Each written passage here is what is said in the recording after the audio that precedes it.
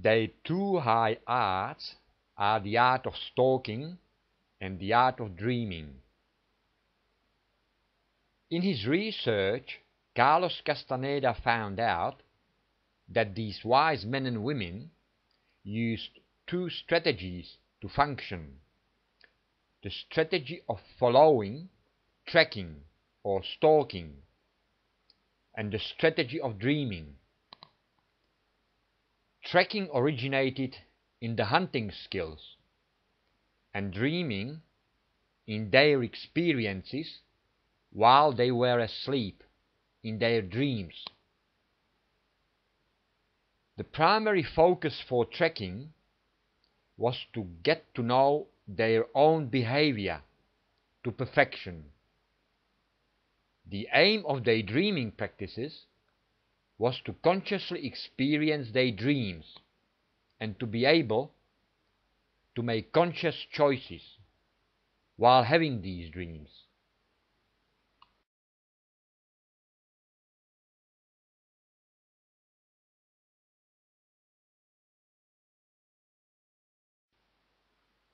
They also established that there is a profound difference between children up to the age of 3 or 4 years and adults, not a superficial developmental difference, such a difference in social and physical skills,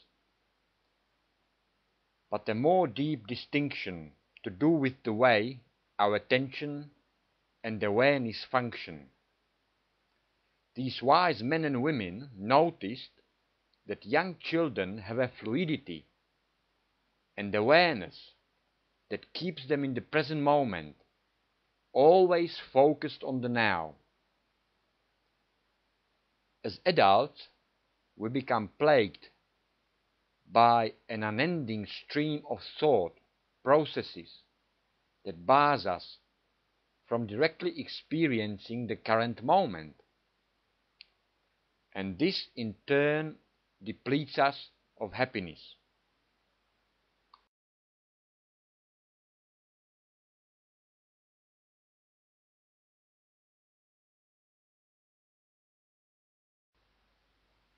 Perhaps not. Perhaps something happened to humanity in the process of our evolution. Our human ancestors might have been originally very different beings from contemporary civilized modern men and women. Does this face of an Ice Age man, fashioned in mammoth ivory dating back 26,000 years, bear witness to this portentous change before it happened to us? Was this man internally silent as compared to this other man, tortured by his mind? Can we compare their respective facial expressions and match them to imaginary moods?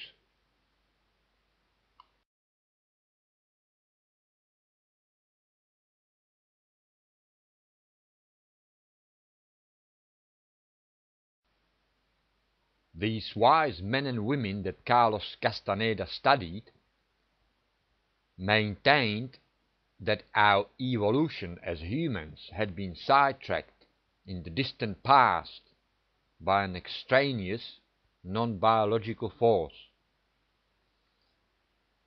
This force is still actively affecting us today. As we grow up, it gradually instills its own beliefs and concepts in us, to eventually mold us into repetitious, robotic automatons. It renders us helpless in terms of becoming incapable of making evolutionarily adaptive, logical and sober choices. Instead, we end up living in a virtual world of convictions and views.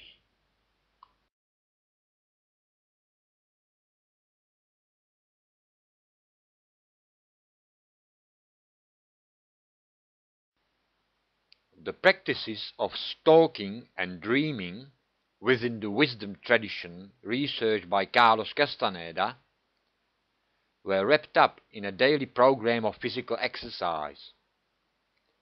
These movements, called magical passes, were used to achieve two ends.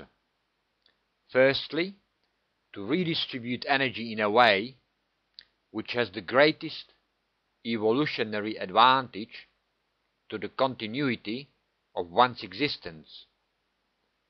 Secondly, to bypass, as often as practicable, the workings of the mind.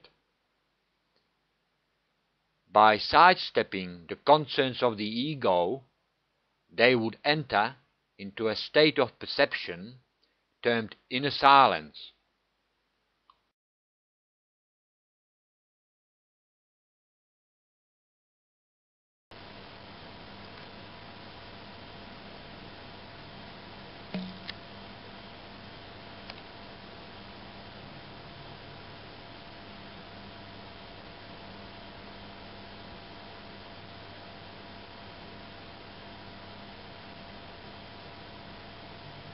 Primarily because of the public interest which built up as a result of the published books, Carlos Castaneda, alongside with his 3 female co-workers, introduced these ancient movements to the wider public. While still alive, he always maintained that he was not a teacher, but was simply making all that he himself learned available to whomever was interested. His female co-workers were Carol Tiggs, Florinda Donegrau, and Taisha Abelard. The latter 2 women also authored a number of books in this field of ancient Amerindian wisdom.